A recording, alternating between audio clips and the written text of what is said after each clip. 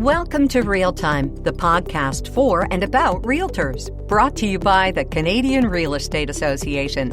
I'm Erin Davis, and we are so ready to take a deep breath and just be as we listen to the wisdom of our guest today. As a realtor, you know success is tied to performance, but good things take work, and building a business in real estate is no different. Performance, however, can sometimes feel like a synonym for stress. Fortunately, mindfulness can help bring balance. Today in episode 42, we're joined by George Mumford, also known as the Performance Whisperer. George is a pioneer in sports psychology and performance, having worked with legendary athletes like Michael Jordan and Kobe Bryant. Today, George is renowned globally for his groundbreaking approach to mindfulness, which he brings to us to help realtors, to help you along your path to enduring success. Welcome to Real... Do I have to whisper, George? You are the whisperer. Can I just talk normally? Yes. Okay, we're going to do this our way. Welcome to Real Time, George. Thank you.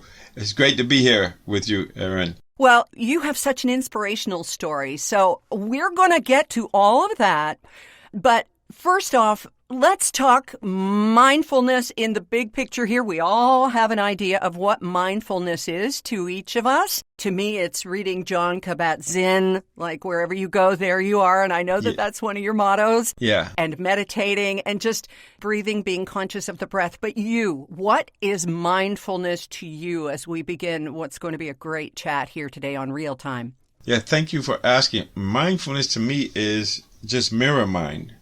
So what that means is that mindfulness is just a mirror, and it allows us to see what's in front of the mirror. And the idea of developing mindfulness is so that we make sure that the mirror doesn't have any dust on it. We just clear it off so it just reflects what's in front of it.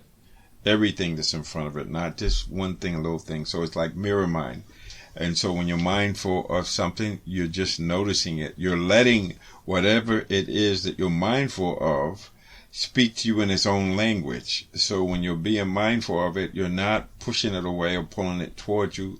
This means the data or the object is in front of the mirror.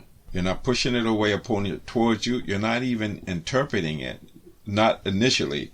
You're allowing it to speak for itself in its own language. Does that make sense? Yes, it does, because we all do it in our busy lives, or many of us do.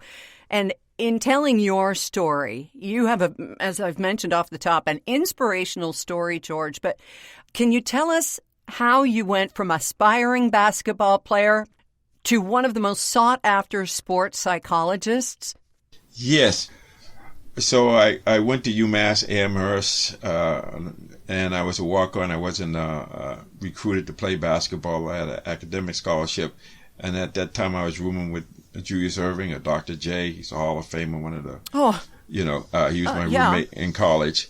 And so I used to play with him, and we were roommates, and we had planned on playing on the team, but it was right about this time, I guess, and we were playing pickup. So what happens is right now, because basketball hasn't started, the varsity players or the people who were going to play, they would play against each other. And during the pickup, we were playing, and when I went up for a shot, a layup or something, one of the guys undercut me, cut my legs from underneath me, and I injured my ankle. And that was pretty much the end of my career in college. And so I struggled with that. So initially I got addicted to pain meds, and then I got addicted to illegal drugs, specifically heroin and alcohol. And so I was a very functional substance abuser, so I was able to graduate from college and work in corporate world for a while. But then at some point, I couldn't keep doing it, and I couldn't stop. And then I got into recovery. And when I got into recovery, I noticed that I had, first thing that was clear is that I had chronic pain, but I had to embrace and say, my life is unmanageable by me. I have a problem. And once I admitted I had a problem, went into detox and got counseling and got out of it. But in the process of getting clean, I realized I had chronic pain, so I couldn't really take pain meds. So I had to figure out a way of relating to the pain without using substances, because my addiction doesn't know if it's if it's prescribed or not. It would just kick that that addiction up. Right. So anyway, so I was in this experimental program. It was called stress management. So I learned how to manage stress. It was really more about me changing my lifestyle and taking a more active role in my healthcare. And so I learned meditation and yoga and and I got exposed to Tai Chi. But the main thing it did was it opened up this idea that I had to learn. So we had a syllabus, a book list of the books to read and the things, so that we start to learn about the mind-body system, the process, and realize the mind and the body are connected, and that through self-regulation I could regulate my stress or manage my pain in a certain way.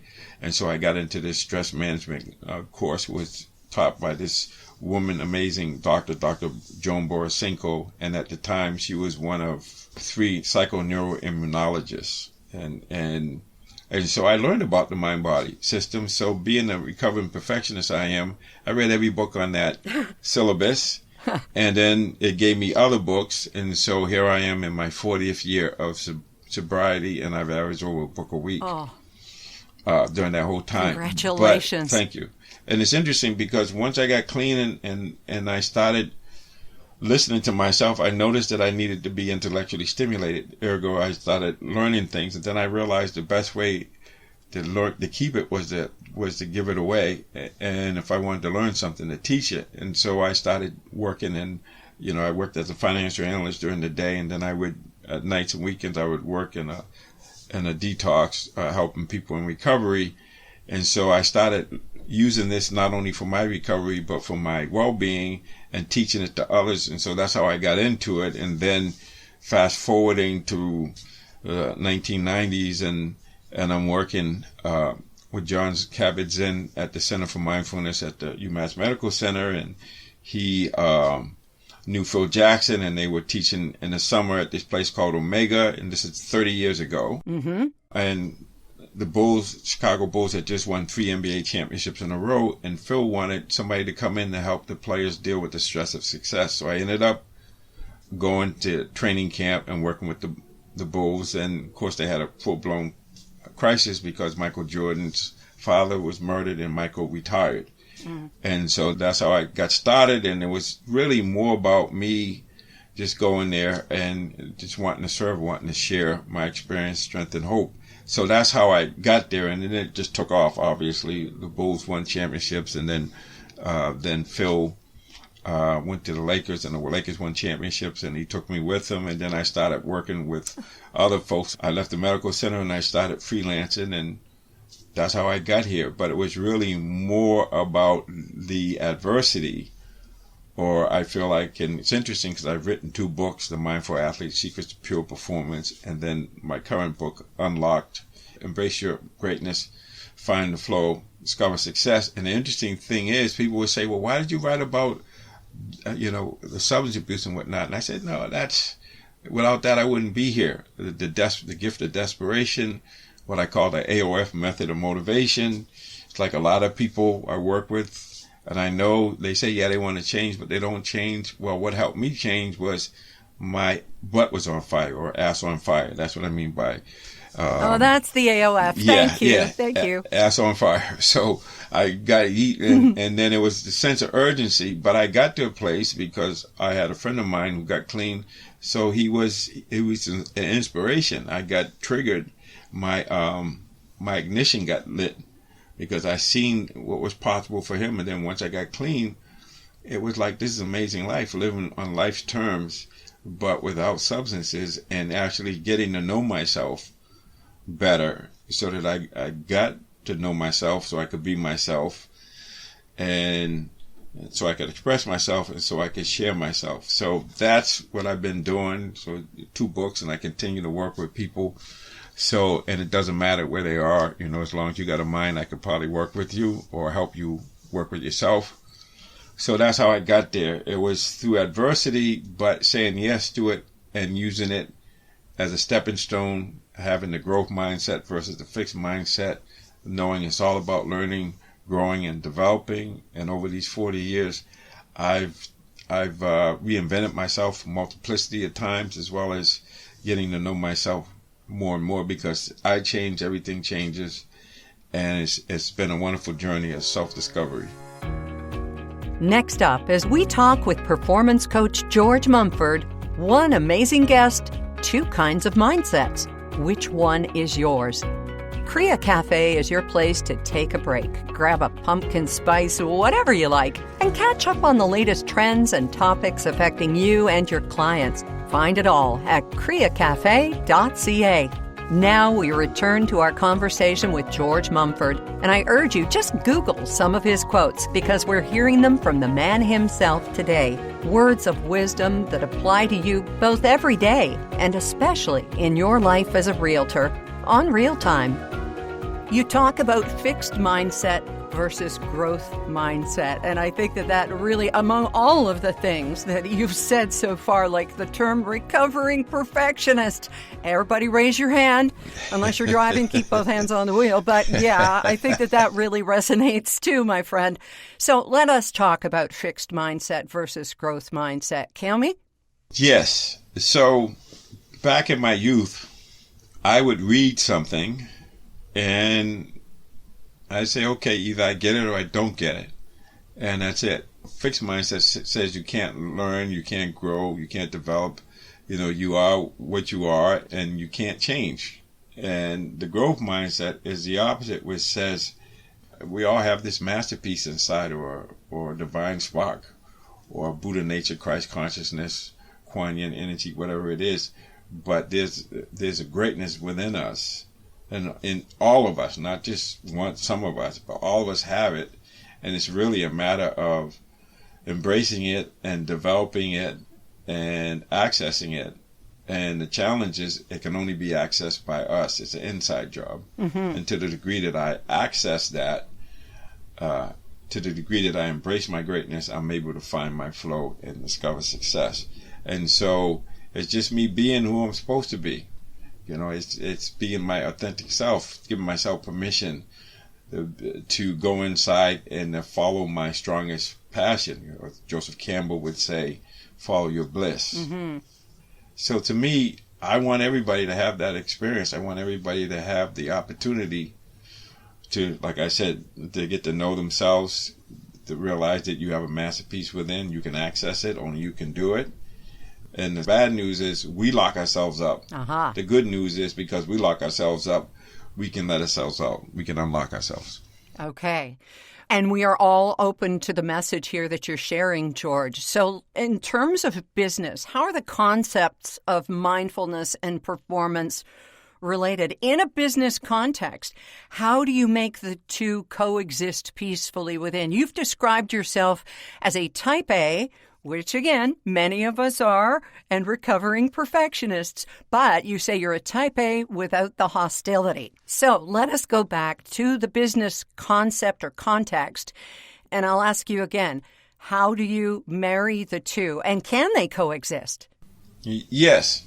I was in business for 4 or 5 years before I left business, and while I was on this journey. And it's really about having a way of being, realizing that you can compete in a way where you don't lose your humanity. And I say this to people all the time. When I'm competing, I'm not competing against anybody out there. I'm competing against my previous best self. And I will say with grace and ease, which came decades afterwards, but it's like you can love yourself and you can have the tough love, but it's really more about understanding that no matter what you're doing, wherever you go, there you are. So whether you're a business person or whatever role you're in, you can learn how to be in the moment and live in alignment with the way things work. We live in a network of relationships, so it's about mutual benefit, mutual respect, and seeing the greatness in others. So I see it, I see masterpieces all over the place. Even if people don't see them, I see it, and that's how I'm relating to myself and others. Mostly to others. It's challenging to do it for myself, but through doing it to others, I can do it for myself. But it's really more about having a way of being where you say yes to life and you embrace it and you learn from it. Whatever it's there, it's like, what's the lesson? Mm-hmm. It's that simple. And you see things as challenges, not as curses or burdens, or instead of seeing the enemy, seeing somebody who is suffering just like I am suffering. It just maybe they don't understand that that they can be an infinity. They can come from goodwill rather than feeling like they're in survival mode where they got to destroy or deny anybody who's a threat. And everything's a threat when you're in survival mode. Exactly. And that's how it often feels in business, in changing economies and changing situations. And again, of course, since we're talking to realtors, in changes in the markets all the time. So, George, how do we get into the zone to maximize our potential? Yes, how do we get into the zone? So that's perfect, because I live a lot of my life in the zone. You don't have to just be an athlete, but you do have to have clear goals, and you have to have an ability to observe your goals and know when you have to make adjustments on the fly. Mm-hmm. So under the conditions, you'll be in flow, but if you try to get in the flow, you won't. But I know if your challenges are high and your skills, knowledge, and experience is high, and you're just out of your comfort zone, it's hard to do but doable, or in other words, you're out of your comfort zone, you have access to flow. But it's something that once you get to flow, then it becomes normalized, and it's like a step function. You have to challenge yourself some more. You have to learn more skills if that's what you want to do. So you have to get comfortable with being uncomfortable. So we know what the flow triggers are. We know that you have to have clear goals, mm-hmm. and get immediate feedback or feedback loops. And in that loop, you got to keep adjusting, adapting. So that you stay on task. You're going to make mistakes. You're going to feel uncomfortable. You're going to experience some level of anxiety. Anytime we change anything, we're going to mobilize anxieties. Right. But anxiety is the other side of freedom. So it comes, but if you can say yes to it and just keep moving with it. So the best example I can give is that you watch improv. Oh, yeah, yes. So when somebody's doing improv and someone says, there's a pink elephant in the bathroom. And if you don't accept that and you say, no, I'm not going to go with that, then there's no flow. But if you say, oh, just make sure he doesn't use all the toilet paper, or something like that, then you see what I'm saying? Yep. So whatever life throws us, we have to say yes to it. Yep. And see it as an opportunity to step up. Okay. And so to get in the flow, but you have to train for it. You have to be able to challenge. That's why it's got to be inner directed. We got to set clear goals and get immediate feedback, but we have to be clear about the feedback we're getting, the error corrections, what we attribute the errors to. If we attribute it to not being big enough or fast enough or the right size or have the right hair or any of that, that's not what gets us there. What gets us there is we make choices and we can learn from our mistakes. And so we attribute the mistake to not making the right effort or not getting the right understanding of how things work. Then once we align with that, then you're rolling. So it's this ability to make mistakes and to learn from them. It's this ability and it's interesting because Winston Churchill said success is going from failure to failure to failure without losing enthusiasm. And so what I'm really talking about is this idea of being a learner, learning to learn, and just realizing that it's a lesson. What's the lesson? You learn a lesson and you keep it moving. Yeah. But you have to say yes to stuff, embrace it, generate the hope, and then figure it out. Because that's the other thing about us being these masterpieces. We figure stuff out. We are wired for success, but we have to be willing to get comfortable being uncomfortable and be willing to be honest with what we're getting and then stop blaming and denying. We have to say, I am responsible. Even if something happens to me, I get to choose my response and my reaction to it. And in that space between stimulus and response, we get to choose in alignment with our goals and our core values. And I know it's challenging, but we got to go inside and know, well, what do I want and what am I willing to do? Or who am I willing to be to do what I want to do? It's that simple and that challenging. It's easy in terms of it sounds easy, but it's challenging because it's going against the stream. It's going against everything we probably learned. That if you make a mistake, you don't have to beat yourself up. All you got to do is see it as feedback and then make the adjustment. And you can do it with joy. So whether you're in business or not, it's like, okay, you got core values, you have a worthy cause, and you have rules for engagement. You want to have your integrity, but you also want to keep your kindness and be able to have goodwill. I mean, nobody wants to be around somebody who looks at them as a thing. Everybody wants to be seen as a whole person, not as a thing. And so if I don't relate to you as a person with a body, with a mind, with a heart, and a soul, or spirit, if I leave any one of those dimensions out from my interaction with you, then I'm relating to a thing, not a person. And the same with myself. I can embrace all of that. My body, the way it is. My mind, I can make my mind my best friend. My heart, I can manage my emotions. I can have emotional intelligence. And the spirit, I and the other one, about contribution and meaning. The meaning is to relate to people in the way that I want to be related to. To see myself and others as one. And we see that every once in a while when we have a catastrophe like 9/11, or when the young man, American football, Damar Hamlin, he was making a tackle, and after he had the contact with the person, he just stood up and he fell down on his back and he had a heart attack. And everybody came over and the game stopped. Everybody just was concerned about this young man. And the NFL never cancels games or any of that stuff. But at that moment, everybody's individual selves melded into us. And what's happening to him is happening to us, and we want him to be the best. And so every once in a while, we get through this, beyond this illusion of separateness, and that's helpful. So I would say that there's a way of relating with integrity, with compassion, and with goodwill, and you can do amazing things. And not only that, where you're able to share the market and grow your business and create an environment where people will work there because they're able to be themselves. They're able to grow professionally and personally. And I know some people might say, okay, this guy has never been, I've been in business, I work with CEOs, I know how this works, and I know if you want to perform at an elite level, you got to be genuine, you got to be real, you got to have integrity, you got to do the work, but you have to not lose your humanity and know that I am the other one.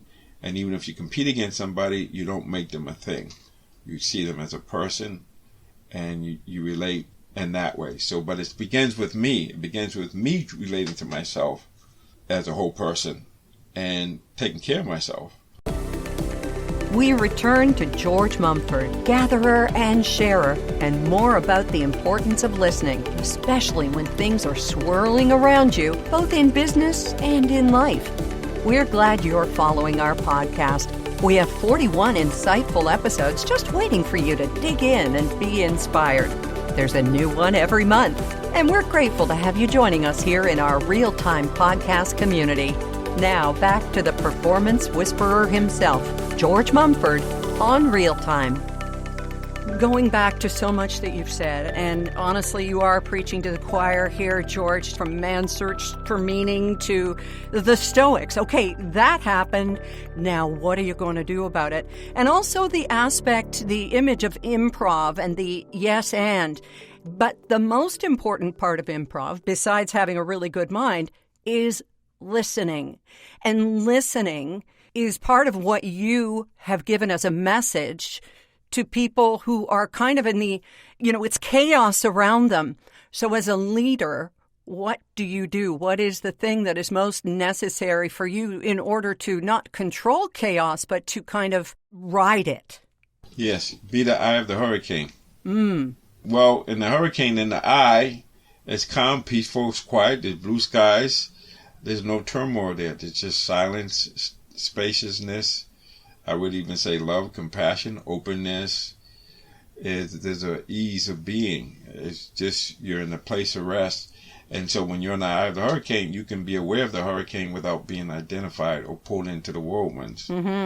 and you're not trying to make the hurricane go away. You're trying to just, your intention is to let it be the hurricane. You be the eye, and like everything else, it's going to rise and fade away. Hurricanes don't last forever. They end at some point. And so you need to stay in the eye and realize you're in the eye from this place of rest. Joseph Campbell talked about it in The Power of Myth.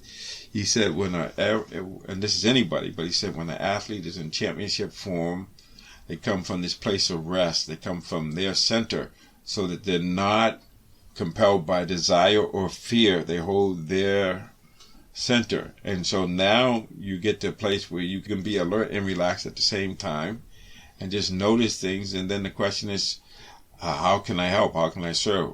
Or what's the win? What's important now? Or make the next play. And so just holding the space and having it calm makes a big difference. And I'll share with you a story that the experience the first year I was working with the Lakers. It was 2000, and the Lakers were playing Portland Trail Blazers, and my buddy Scotty was on the other team, and they had an amazing team. And it was 4-quarter, game 7. So whoever won that game was going on to the NBA championship. It was 10 minutes and 28 seconds left in the quarter. There's 12-minute quarters, and they were trailing by 15 points. And so Phil called a timeout when I was sitting behind the bench. So obviously I got up when the team came over, and the team came to the bench, and he said, "We have them just where we want them. 1 stop, 1 score. That's how we're going to win." And that's all he said. And we've been practicing the mindfulness and this ability to be the eye of the hurricane or just make the next play, what's important now, and won that game. It was a tremendous comeback. It won by 7. And that's because he held the space and he changed how things occurred to them. We can do this. I imagine Tom Brady did the same thing when they were down even more when he came back and beat the Atlanta Falcons. It was the same thing. Okay, man, we got this. Just got to make the next play. We ain't got to get them all at once. But that's what it is being in the moment, because in the moment you can manage the moment. And then the next moment and the next moment. And so all things are possible when we can be in the moment and be clear about what our intentions are and being able to execute them. And it's not about the other team. It's about you. It's about us. And so as a manager, there's this idea of knowing what the rules are, what's important now. So we got to begin from now. And then, so stay calm and then just focus on the next thing. Do what you know to do, and the next step will be given to you. And that's how you do it.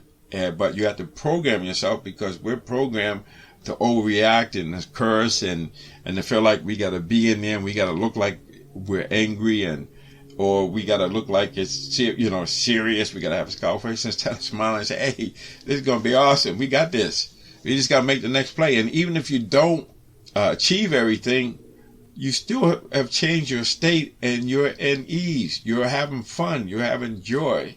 And then you realize that can be a way of being. So even if you're challenged by difficult tasks or having a balanced work, love, and play, and you have somebody who's sick or something happens, you can, if you stay in the eye of the hurricane and then you ask, okay, what's the next play?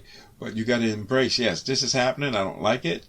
But if I can say yes to it and generate the hope, I can learn the lesson. I can relate to it in a way where it's going to take me forward, and it's going to transform not only me, but the whole situation, people that are engaged in it and whatnot. So that's what's possible. Just being able to find that place of rest, that still point, that eye of the hurricane. Yeah. And observe experience in a way. And there's something I'll say about that from my own experience is when I come from that place of rest, when I come from the eye of the hurricane, there's a wisdom and a creativity that comes out of that is beyond description. That's what flow is. You're in flow. You just know things. There's no self-consciousness. You're fully engaged in what you're doing, not on how you're doing or seen as a personal self. You're just in the flow. And so we have that capacity to do that no matter what we're doing. that we can have access to that. But the best way to have access to it is not to have access to it, just to create the conditions in which that happens. Can I ask you, George, if you're in the center, the eye of the hurricane, the calm, and you're talking about your teammates, you're Phil Jackson, and you tell your bench that this is what's going to happen, and glory be, it does. What about in terms of realtors and their clients? Because the clients are spinning sometimes, buying Yes. a house, selling a property. Yes. So stressful. Yes. How do you help external forces or external beings who may not be on your bench? Yes, well, by holding the space, by staying calm and serving, just recognizing that there are, and then asking them questions. People, they have their own way of doing it, but it's just focusing on the person that's in front of you, focusing on making the connection and being a service, and that's the best way. And I've had this experience where, in between my jobs, when I wasn't making enough money and I'd be worried about paying the mortgage and all that stuff, and I'd be, eager, maybe even, and people don't like people that are needy because it's a different energy. Mm-hmm. But once I could just relax and just focus on serving, the money comes. And so the idea is, when you have a client, there's a whole person in front of you. So can we just relate to them and deal with what's there? And by not trying to make the sale, we'll make the sale because we're serving. But just creating a space for them to be at ease so that they'll be relaxed and they'll be able to do things. Because it doesn't matter where you are, but our emotions are contagious. So it's just really understanding that you're serving the person. It's just like you calm yourself down, and then it's easy for you to relate to them, and that energy is going to affect their ability to calm down and just do the next thing. Ask them questions, kind of get them to focus on the here and now and what they're focused on. But not denying and say, oh, don't worry about whatever. Just say you need a minute, you just breathe. But these folks already know how to do it. But I think once you come out of that eye of the hurricane, you know what to do. There's an intuition, there's a wisdom. And these folks have to, some of them might even just be new. But being new, if you just be still in the deep listening is not just what the person is saying, it's their energy, the nonverbal communication. You see they're at ease, or not at ease, or there's some distress there, or whatever, you just make space for it. And they know how to do that. It's just like, if it was that you met a young kid or a little child that was lost, and even though you have a meeting or sell a house or something, or you got to be at a recital, your main thing is to be there with that child and to make sure that they're safe and that they feel cared for. Mm-hmm. It's the same thing. George Mumford is author of Unlocked, Embrace Your Greatness, Find the Flow, Discover Success, as well as The Mindful Athlete, Secrets to Pure Performance. And we'll be back with George in a sec. But first, a reminder, whether you're just starting out or are a seasoned veteran, there's always information to add to your professional toolbox at CREA.ca. From legal matters to navigating technology, it's all there simply by clicking CREACafe.ca. Now, if you're like me, the lines are blurred between work you and real life you, and I think that's okay. But when we are our work, how do you make space in your life just for you, for rest, for peace? George Mumford has some answers that we hope will help on Real Time. You've used a beautiful phrase, fight, flight, and freeze, but you gotta rest and digest. And before we let you rest and we digest all of this wisdom, George, I do have to ask you that because working in real estate can be high stress, and realtors are entrepreneurs with a lot resting on their ability to actively build their business, it's not a job where, say, you can leave the stadium or you can leave the office, and when you come home and you close the front door, you're in a different space. Your work is with you. You are your work in a lot of cases, and that's not necessarily a bad thing. So how do you keep that lava flow from coming in your front door? What can you recommend as a takeaway tip for us, George, just to have that space, make that space? For some of us, it has to be a physical thing, like whether it's a candle or incense or just a certain mood. But what do you recommend? Yes, if you have a place in your house or a place where you can be alone, I was one of 13 children, and my refuge was in the morning. I get up early before anybody else, and I could just be with myself, just be there, be quiet, and be with myself. So it's what Joseph Campbell talked about that as well. He said you have to have a room or a place where it's sacred space where you can just be in a room and be alone and not be around anybody else, so you can be with yourself, but just not be with yourself and torture yourself, but be with yourself and just be kind and just be at ease. Prayer, meditation. Maybe you read scripture, or you read something that reminds you that you are a masterpiece, and that you're going to go through struggles, you're going to go through difficulties, but it's those difficulties that allow your latent abilities to manifest if you're willing to say yes to it and willing to know that you need your me time. You just have to do it. You have to have some time when you can, maybe it's in the morning or at night, or maybe you just go for a walk, but you have to have time where you can recover and just be aware of how you're feeling, but just really having the me time.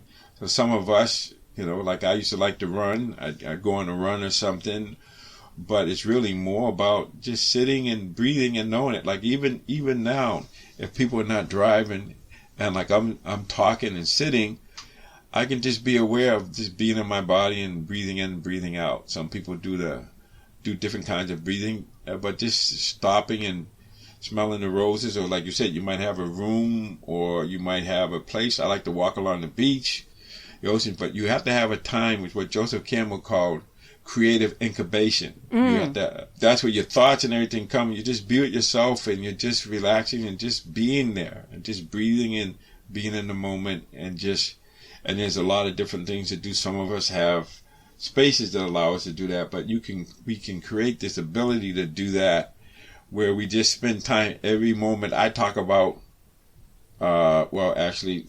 this Maria Popova that has, she has a thing called the Marginallian. It used to be brain pickings, and she talked about what she learned over the 10 years, and she talks about having these pockets of stillness where there's times when you just pause and you just stop, and you see it in commercial where they're selling a certain car, but before you go in the house, when I used to work in a stress reduction clinic in the medical center, before you go in the house, you just sit there. Instead of just running right in the house, you just sit there and you just breathe and you just relax and calm yourself and say, okay, you're about to do your most important work of the day.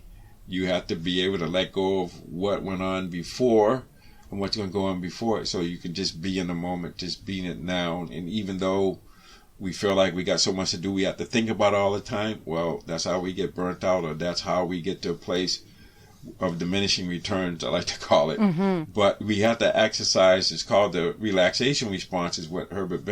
Herbert Benson framed it, is that we have this ability when we focus on one thing. It could be a mantra, a prayer, or just sitting and watching our breath. We allow ourselves to get into that rest and digest. We're able to just recover the spent energy, especially the psychic energy. There's a lot we can do, but having a practice where we're praying and meditating, or even having a gratitude practice, or a loving kindness practice, or a compassion practice, any of these things where we focus on these emotions and we can feel them, there's ways we can train ourselves to be in the moment. And Sean McCoy has a whole thing. He wrote The Happiness Advantage. He has these 5 research habits that one could do. Like, for instance, saying out loud or writing down 3 new things every 24 hours each day. Mm-hmm. 3 things we can be grateful for. Just writing somebody supportive note or something. Yeah. Or reliving an experience we really liked. 3 conscious smiles, just smiling. Mm-hmm. And it's interesting. It takes 13 muscles to smile and 72 to frown. So just smiling, it changes your whole physiology. Just looking at it in a way where, okay, this is an opportunity. This is a stepping stone. This is not a roadblock. And that's what we have this ability to do. Is the glass half empty or half full? Both are right. But if it's half empty, you're coming from scarcity, and your ability to access your mental capacity is diminished by 40%. So you got to be able to stay open. But how do I do it? How do I need to recover? How do I know when I'm stressed out? I have self-observable signs. Mm-hmm. Like for me, when I was in recovery, and I still had this, I'm too cool. I don't get stressed out. And my body would say, yo, man, there's some stress in here because your shoulders are up around your ears, and you got a migraine headache. So when the migraine started coming on, I know I was trying too hard. So we had this self-observable signs of distress. For some of us, it's eating too much, not sleeping enough. Just really being worried about things, awfulizing. That's what I learned. Yeah. Awfulizing, focusing on all the things that go wrong, or focusing on what you're not doing instead of catching yourself doing something right or catching somebody else doing something right, and trying to balance that equation of that negative self-talk and change it into positive, supportive, or directed thought. So there's many, many things we could do to what I would call having self-awareness, this ability to have mirror mind, and then just generate thoughts, feelings, and behaviors that are in alignment with us regulating ourselves so we can be in the moment, be at ease, and still be serious about what we're doing, but have this compassion, this lightness, this confidence that we can generate from that by just noticing that it's better to be in a growth mindset and see things as challenges versus seeing them as curses or things that shouldn't be happening. Amazing. Simply amazing. Thank you.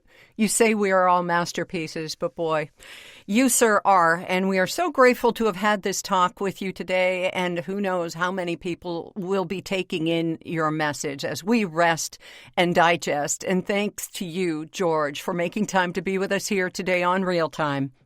Well, thank you. And let me just point out something. Sure. That what you can see is what you are. So if you can see it in me, that's because it's in you. Thank you. It's been such a pleasure. Okay. You're welcome.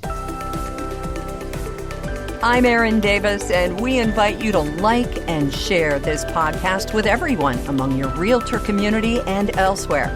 Anyone you think that might also gain some wisdom from the words of George Mumford.